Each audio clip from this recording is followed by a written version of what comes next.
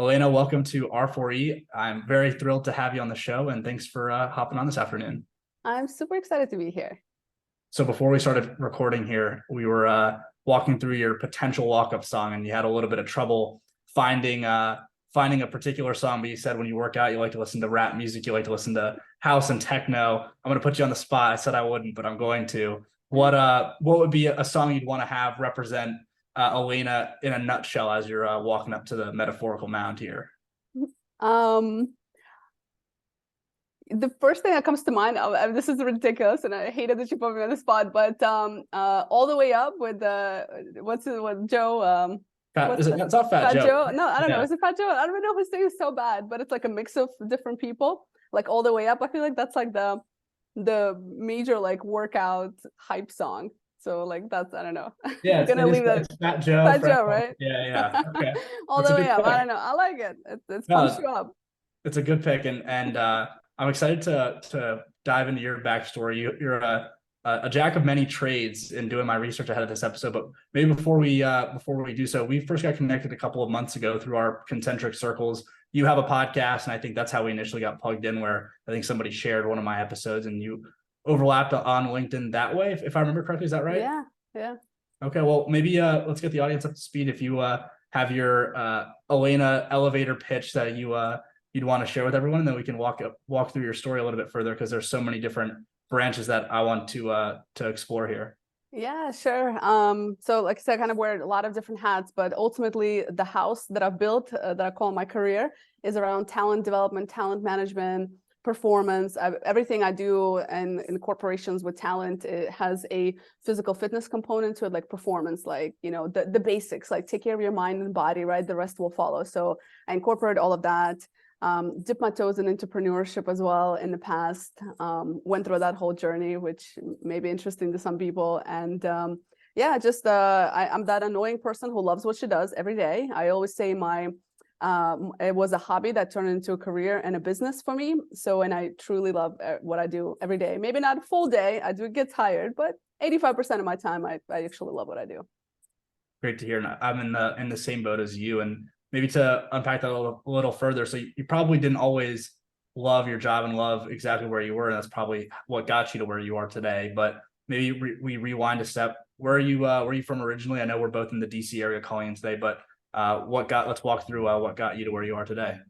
Sure. So I grew up in Russia, moved to the US at the ripe age of 13. Not that it wasn't enough change that a girl was going through at that age. My mom decided that it's a great idea for me to go into a new country, a new culture, a new language, new everything, where I was a complete outsider. So moved to the US. As we all know, middle school kids are probably the most evil little creations that at that age. So went through my own share of just being an outsider, somehow found my way through a lot of turbulence. So I kind of grew up in Virginia area. In 2014, decided that I needed a break from the US, and I decided to go to Dubai. I lived in Dubai for 8 years of my life, and then I missed the US. So then I made my way back in 2021, and that's a funny story because it wasn't like I did it on purpose. It just kind of happened. Life happened, yeah. So maybe we can talk about that. But yeah, and then so. Worked since I was 15. I'll say my first job was Subway, making sandwiches. I was damn good at making sandwiches. And it's probably the first job where it taught me, I always take it back to those little jobs that I've done in high school and onwards, because it's what taught me the value of a dollar, taught me just what it's like to be in the service industry. I have a lot of respect for those people. I've cleaned houses. I've been a waitress. I think I've done so many different jobs in that space. And to be doing what I enjoy today, it feels even better because I've gone through all of those things and I know what that journey is like. And so I think it just kept pushing me like, okay, well, I definitely don't want to do this for the rest of my life. It was a great experience, great learning, but ultimately just kind of kept me going to the next thing and the next thing and the next thing. And you grew up in the Virginia area after coming from Russia. I know you went to school in Virginia at ODU, if I remember correctly. Yeah. Is that yeah. Okay, and what did you study there? I did international relations because I wanted to save the world. And at that age, I think like a lot of people want to do something like that. I had no idea what I wanted to do. Went to a community college at first. Actually, I spent 4 years in a community college. changed my major 5 times when I actually did transfer to a 4-year school. Took me another 2 years to actually finish my bachelor's. So 6 years total to finish my bachelor's, changed my major 5 times. No idea what I wanted to do. But ended up studying international studies, then continued on to my master's because, frankly speaking, I couldn't find like a real job, quote unquote. I just kept working like side jobs and I couldn't really find a career job. So I was like, well, I guess I'll just continue my master's. And then my first job was working on my first real job. Like, I don't want to say real job because those are real jobs as well, but my first career job, let me say it that way, was working for the Saudi embassy in DC, and that's what kind of brought me up to DC area. There you go. Yeah, I'm doing my homework. There's a lot I want to explore there. So just to maybe take a step back. So you went through that kind of untraditional path through the undergraduate 4-year, or I guess community college, through the 4-year program. Did coming from Russia at 13 and kind of just going really an untraditional path through the U.S. undergrad, in air quotes, experience, did you know at that point, like, hey, I'm going to be doing something different. I'm not going to follow the traditional path? Or were you not even thinking about that in the moment? Were you just trying to get to that first job or that career, if you will? Yeah, I definitely had no plan. All I knew is that I didn't want to settle for doing something. Whenever I was doing any kind of whatever job I was doing, I just didn't stick around long enough, because if I don't, and maybe it sounds a little bit naive, but whenever I stopped enjoying doing something, I just didn't want to do it anymore. I mean, it sounds kind of childish, but actually that's how I got to actually create a career that I enjoy. And I've been in this for years now. So I think it took a while to kind of figure out, like, okay, what is it that I don't like to do? And I think through all these jobs, I've realized that I didn't really like to do those things.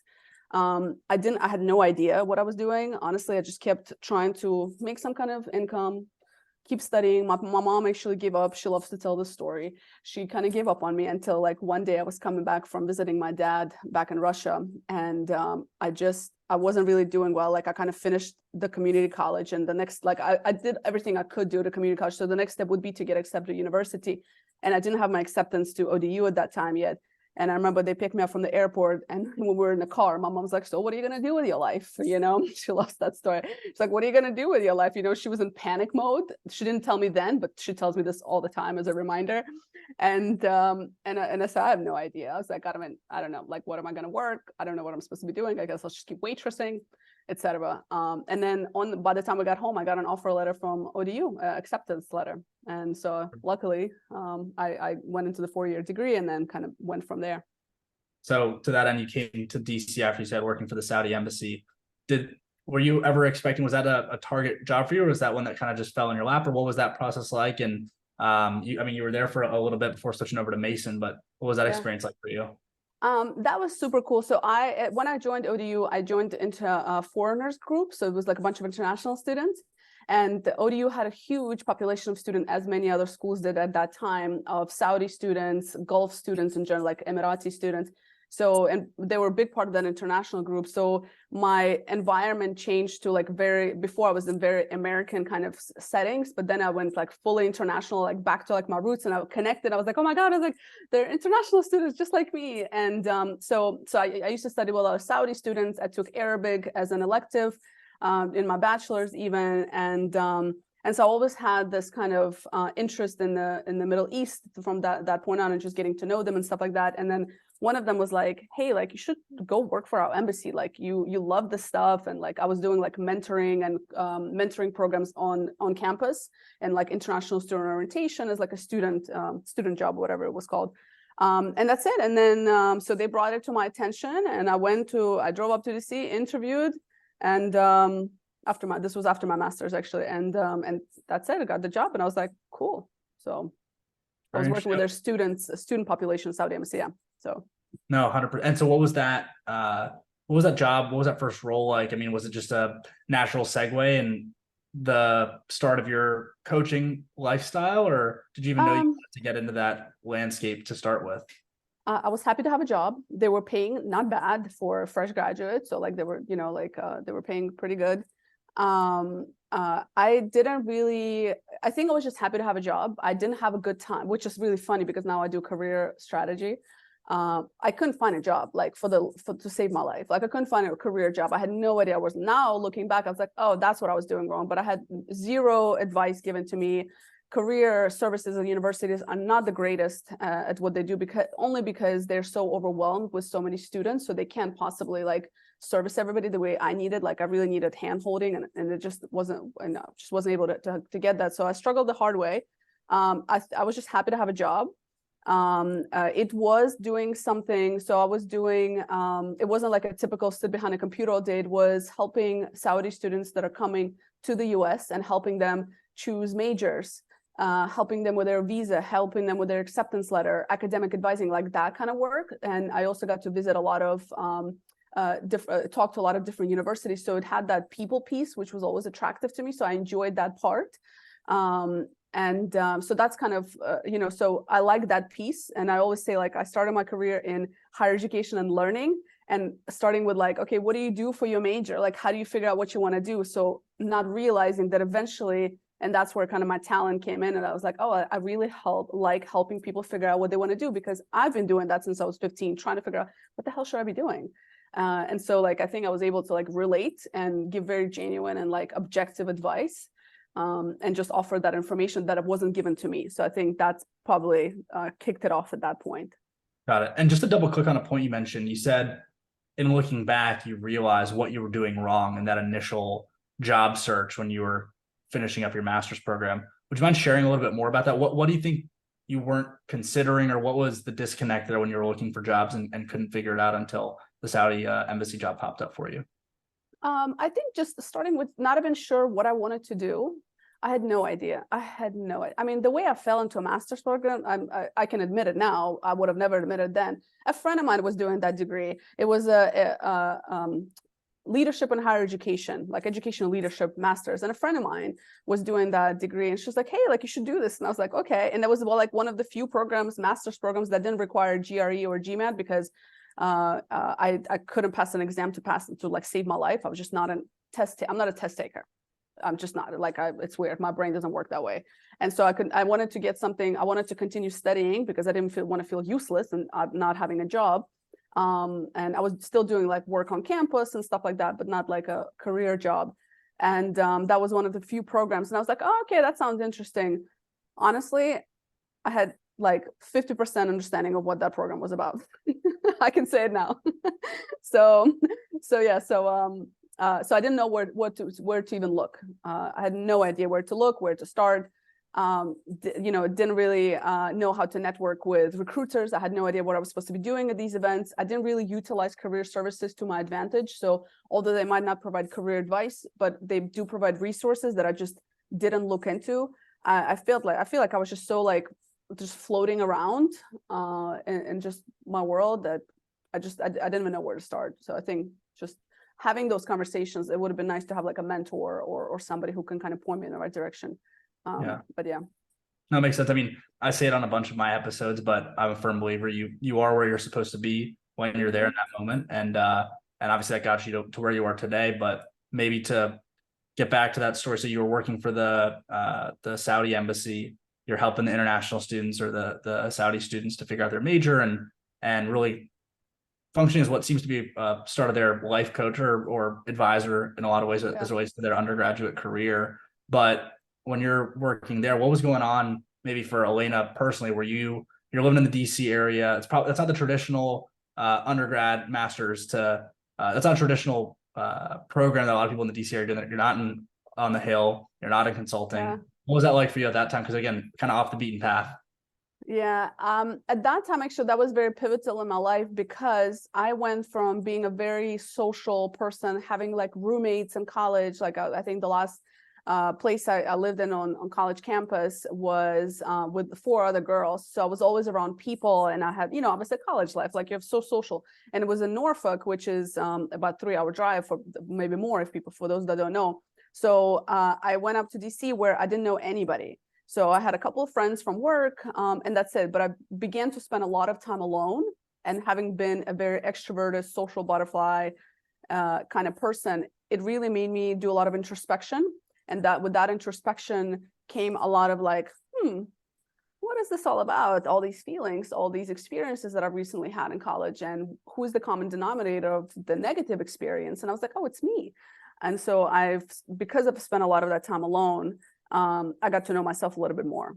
And I always say, like, that was my first transformation, personal kind of self-awareness. I started to become self-aware, which seems ridiculous because I was like 25 at that stage, and I would have hoped it would have been early in my life, but it wasn't. So if you're not self-aware, yeah, that's okay. So it took me that long to be like, oh, I think I'm the problem in areas X, Y, and Z. Like, I think I need to start taking accountability. And I like the term radical accountability, because that was a pivotal point where I was like, oh, okay, I see where I went wrong. I see what I did there. I see why that relationship didn't work. I see why that career choice, why, X, Y, and Z. And so that was the first part of me, like, okay, radical accountability for my own BS. Yeah.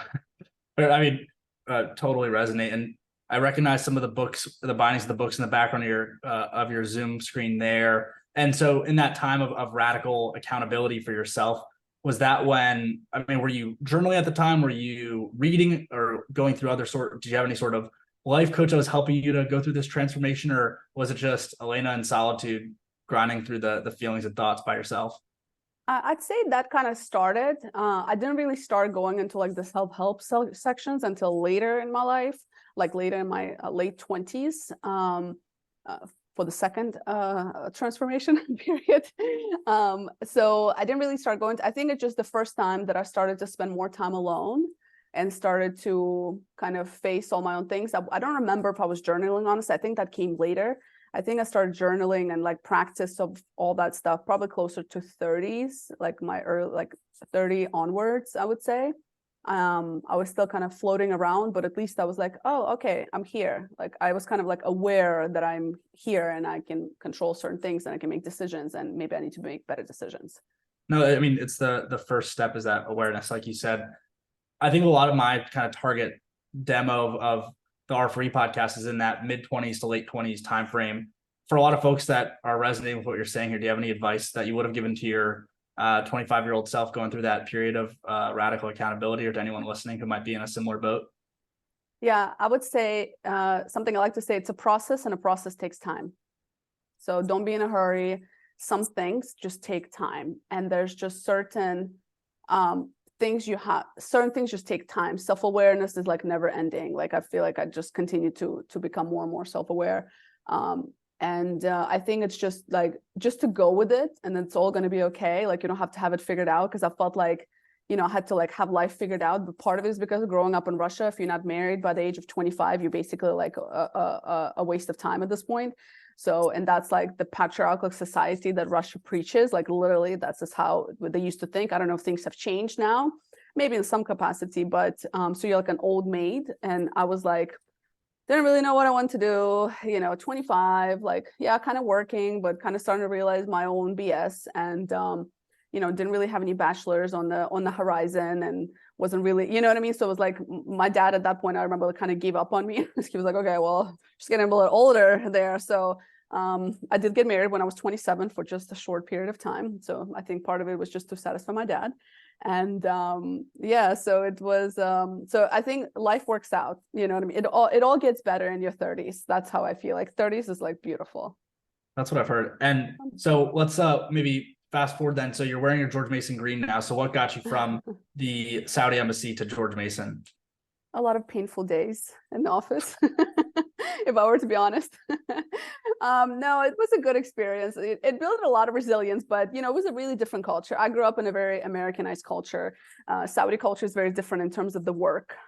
So in terms of the work environment and just kind of, just certain things. And so I was just kind of at a point where I was like, okay, this is not what I want to do. And history shows that whenever I don't want to do something, the longer I keep doing things I don't want to do, I become really miserable. And so I've got to a point where I was like, I just got to go. So, and I remember I was like in the bathroom in the office, and I was crying because there was a job that I was applying for and I didn't get it. And I got the rejection letter, and I went to the bathroom and cried because I was like, that was like my way out or something, and I just didn't like to do what I was doing anymore. And then George Mason, yeah, somehow I got the job at George Mason. I don't remember, I was applying obviously, but and I was so happy. It was like probably the happiest thing. And George Mason was a blessing. I got to travel to like 14 different countries with them. I did international recruitment. I've spent almost a month traveling around South America, 3 weeks in India, all over the Middle East, which first gave me like the, you know, the welcome to Dubai and all those places. And really just a beautiful experience. Got to meet parents and students and do like recruitment activities. And it was just, it was a short time. I was only there for a year. But you know, beautiful, beautiful experience at George Mason.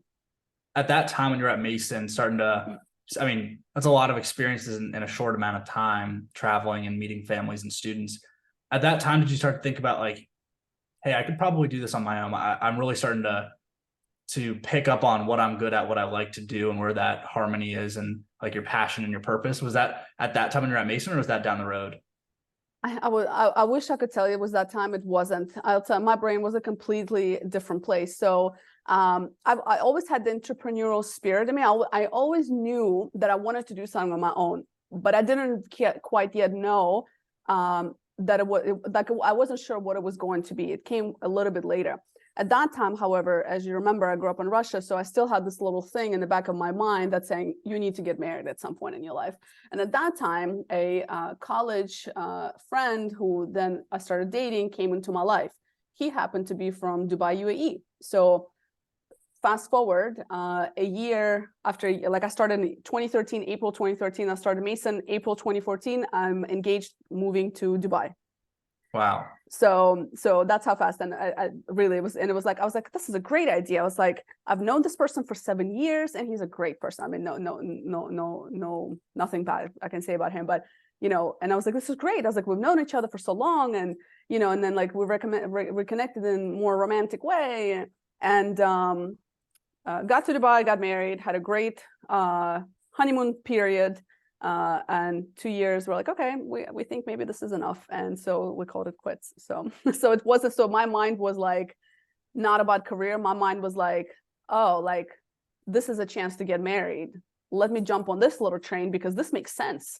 And by the way, I knew it didn't make sense when I was engaged. I remember I was telling my friends the story. I was laying down. I already quit my job, told my landlord I'm moving out. My whole family is flying to Dubai for the engagement. And I remember this is a mistake. I remember laying in my bed and I was like, this is such a mistake, but I can't get out of it now because I've already like moved my whole life. So it's funny because had I not made that decision, where would I be? You know what I'm saying? Had I not married this person. So I didn't even work in Dubai for like months because I couldn't find a job. So my mind wasn't in career whatsoever. Interesting. Was that the second radical transformation you were referring to earlier? No, the second radical was after the divorce. All right, well, let's dive into it. I'll let you lead the way. Yeah, so after the divorce, I was turning 30 and I was divorced. You know, it's like 30, end of the world, right? As you think, not, you know, only to find out later that it's just the beginning of so many beautiful things. I can't wait for 40s now, by the way. I can't wait to turn 40. Yeah, so 30, divorced, realized this little dream that my family's been selling me my whole life about, you know, charming person on a white horse, as they say, that's going to take care of me, is not going to take care of me. And basically, if I don't do this for myself, nobody's going to do it for myself. So I went torpedo speed to building my career. All right, let's go. Let's go. Yeah, that's it. I went torpedo speed 30. I said, all right. I said, if I ever be in a situation where I'm expecting somebody to do anything for me, this is not going to happen. So I went literally just, you know, career development on steroids. I went, you know, I said, okay, I went, did a bunch of certifications at that time, like went on like I call it a summer of certifications. It was 2017, summer 2017 of certifications. I was like, I'm going to upskill myself. I'm going to, you know, I got a really good job working with MBA students, doing career management careers for them. That's when it started to tap into the corporate side of things. So I was like, okay, this is cool. I like it. People actually know what they want, kind of. Well, some of them don't, but, you know, a little bit more up my speed.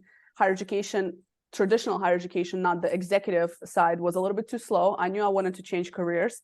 Naturally, what kept coming to me is like learning and development. So I went torpedo speed basically on learning and development, started learning more about it, started doing a bunch of free stuff on the side, pro bono work, just to get that experience. through my networks, a lot of different side projects, kind of getting exposed, informational interviews, you name it, I've done it.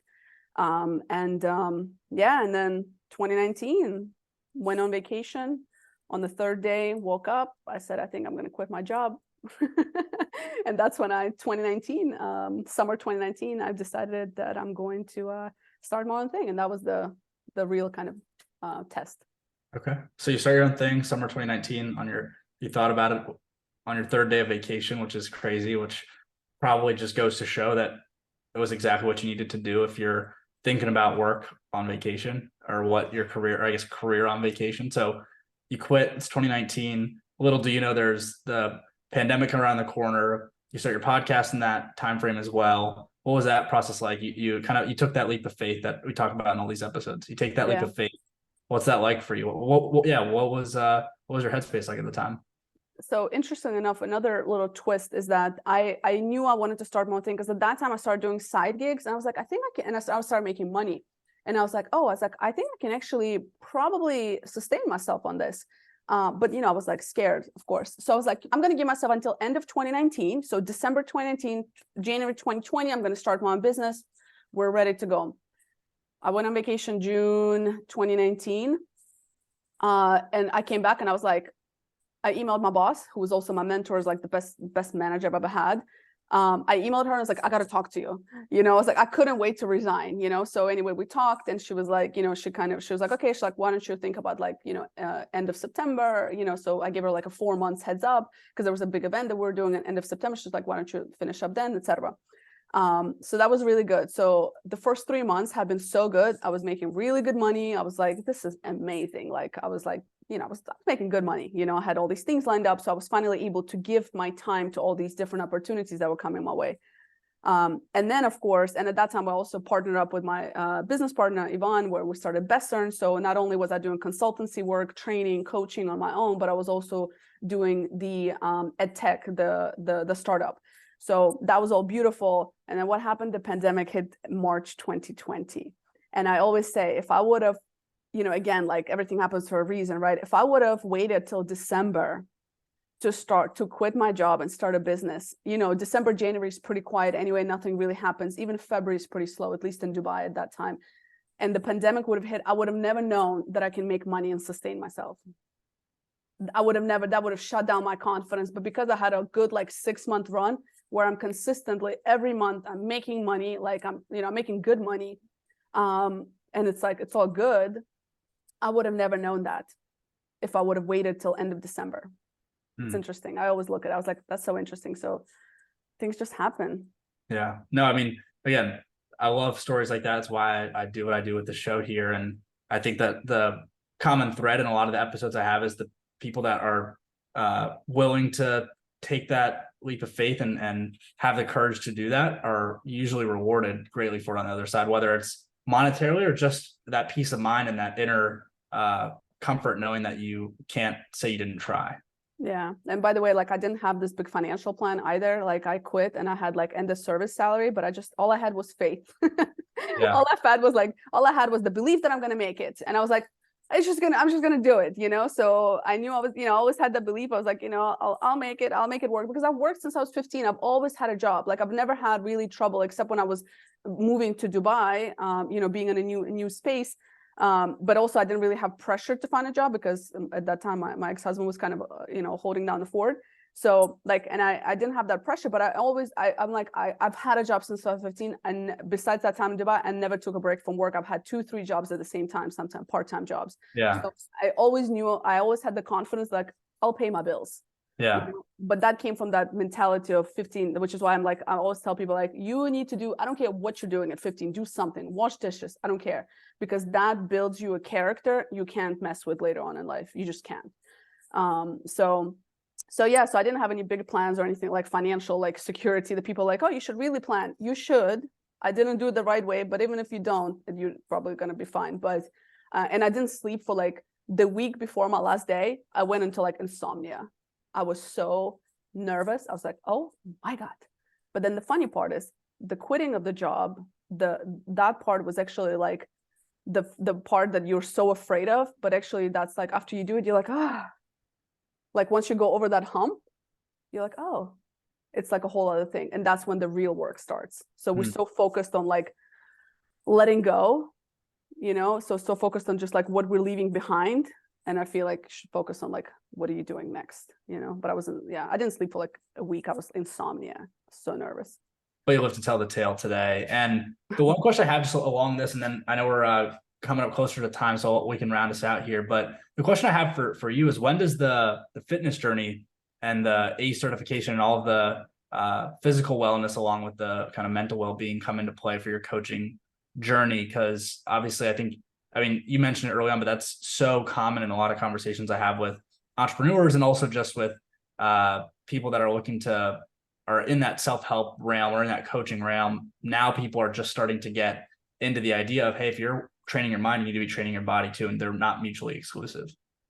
Yeah, so I've always, my family is very active. So I grew up around like athletes. My dad had the gym, like, everybody was like athletes, like, so we kind of grew up with that mindset already. But for me, where it kicked in as an adult was 2020 happened. So I was always active and et cetera. Struggle with my own body images when I was earlier on, because, being a teenager and a lot of things that we experienced at that time. So struggled with all of that. Then kind of went back and like was, in college, was super active, super like just like healthy and all that. Then 2020 happened. Was fine for a couple of years. In December, let me tell you exactly when that happened. By the way, I also got engaged during the pandemic, and that broke off. And this was summer 2021, I want to say, 2020. Sorry, summer 2020. Summer 2020. Towards the end of summer 2020, I ended up, by the way, we got engaged super fast. So if ever somebody's doing the math, you're like, okay, how was it? Yeah. So was dating somebody, got engaged super fast, ended up breaking up. By that point, I've already moved in with this person. So by fall 2020, I want to say 2020, I guess. Yeah. By fall 2020, I found myself where, we're breaking up. I had to move out of his place. Business was shaky because we have ran out of whatever capital and cash we had. And at that point, the pandemic really started kind of sinking into businesses. So whatever budgets were left from 2019 and earlier 2020 started to kind of wind down. So business was suffering, all of that good stuff. I said, okay, listen, I'm just going to go visit my parents in Florida. So I was like, I'm just going to go. I need to be around family. Of course, a lot of my friends have left Dubai. A lot of my support system left Dubai.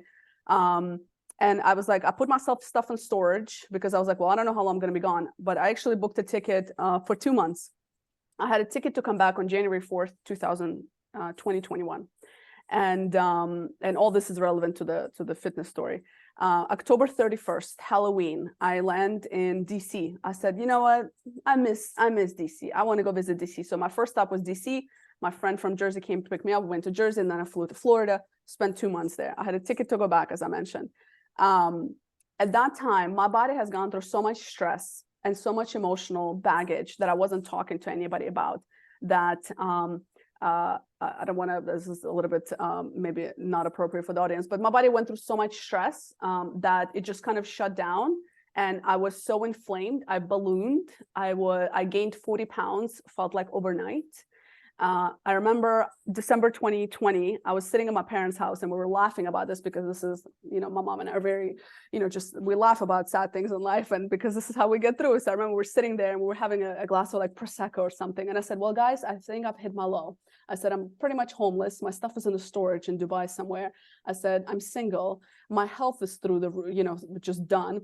I'm borderline broke at that point. I don't have a job lined up, and I don't really have a business because it's basically not doing very well, which again, I wasn't able to admit then, but I can definitely admit now. And I was flying through the UK at that point. My ticket got canceled on January 4th. So British Airlines went through their own third wave, whatever wave of COVID that we're going through. And so they canceled, they rescheduled my ticket 3 or 4 times until finally they were like, you're just not going to fly. And I was like, what? And, it's like, what is happening? So at that point, I already started looking for projects and like work here in the States. So I found something remote and I was like, okay, cool. So I started to kind of become more financially secure and all that stuff. at that point, I said, okay, I need to just get a personal trainer. This is ridiculous. I was like, I can't get myself out of this.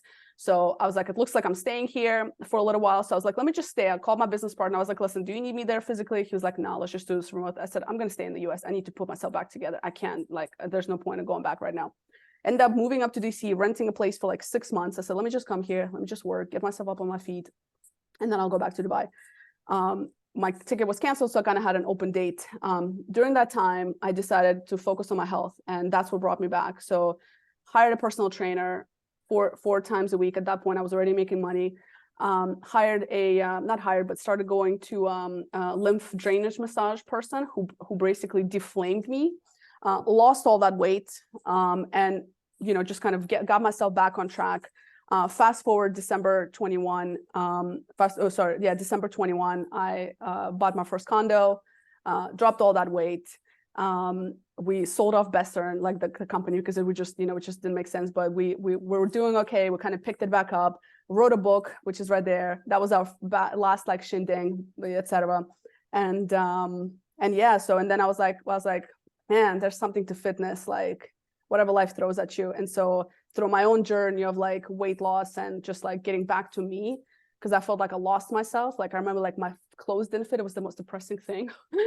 I was like, oh my God, I still have those clothes now. Now like they're like loose. And I was like, oh my God, like I'm back to my Dubai size. And it was more about the confidence that I felt. And I just, anyway, so that was a long story, but I always say like my personal trainer brought me back to life, and that therapist that did the massages for me, I said them two, they brought me back to life. And then throughout all of that, obviously, I you know, picked myself up financially and everything. So yeah, and then I was like, I'm gonna do that for other people, and that's why I got the personal training thing. So crazy. There's so much I want to dive into there. Maybe we save it for another episode, but just maybe a high level question. So, I mean, you have this radical another, I guess maybe third or fourth, maybe radical transformation from fall of 2020 to winter of 2021. And you hear it all the time about the brain body connectivity. And to your point about your brain and being under so much emotional and just general stress, that the effects it has on your body. How do you manage that today? Obviously being an entrepreneur now and running into the just general day-to-day stressors that come. How do you manage that, and how do you just make sure that you're staying as calm, cool, and collected as possible with all that life throws at you? Yeah, I work out every day pretty much. I do some kind of movements every day. I also train. I have my personal training clients, and I do it. I don't even do it for the money. I do it for just to stay active myself, but also like because I love it so much. And when you are training, as you know, as we know, like when you teach somebody something, you're teaching yourself at the same time. So it's like you're brainwashing yourself continuously about things that you should be doing and taking care of your body, because you got to practice it, right? Like you got to practice it because you got to look the part. You got to practice what you're doing with your clients. So all that keeps me on my toes. I sleep my 8 hours, which is so essential. Like I mean, 7 to 8 hours I sleep. And I cook at home. Like I eat at home. I try to eat as clean as I can, but and through all of that, like you just realize you like when you get to the bottom, like what felt like the bottom when I was sitting around my parents' table at December 2020, you're like, well, I've already been there and I've survived and I'm fine. So I think your resilience just grows. And so you just like, you don't take things as seriously, and you know you're going to be okay. Like if I came out of that, I'll be okay. So I don't take things as seriously. I don't let it stress me out as much anymore. And plus I know a lot more about how it impacts me on a physiological and psychological way. So I just manage it better now. Makes sense. I mean, you hear a lot of people say that you experience your lowest of lows before your highest of highs. And it seems you're a author now. You've been in a bunch of different publications. You've got your personal training business and your coaching business on top of, I'm sure, a bunch of other things that I'm missing. Like I said, I'd love to continue the dialogue, maybe in another episode, but in the meantime, where can folks get in touch with you if they want to learn more about your story, about your capabilities? How can people find you and stay in touch with Elena? Sure, thank you. LinkedIn is probably the best place, but then somebody there's like a song, I guess, that says just Google me baby or something. There's like a rap song and it says just Google me baby. So like somebody's like, you should just tell people that. And I was like, I'm gonna say it in the next podcast that I'm doing. So if you just Google me, it'll pop up. So I'm the only Elena Agaragimova online. And then maybe just as we round out, any just general blanket statements, pieces of advice you have for the folks listening. Like I said, there's been so many tidbits and nuggets of just incredible insight on this episode, but any just wrapping statement you'd want to share with the folks listening? I'll steal a quote that's on my whiteboard. Hard choices, easy life, easy choices, hard life. So that's my favorite one. I see it every day. And sometimes, like, don't take the easy way. Sometimes you gotta, there's power in the struggle. Yeah, I couldn't agree more. And like I said, really appreciative of your time. I'm excited to continue the dialogue. And I feel like we packed there's been a lot that's gone on from 2020 or 2019 until now. And excited to explore that further some other point, but really appreciate the time and hope you enjoyed your experience on R4E. Thank you.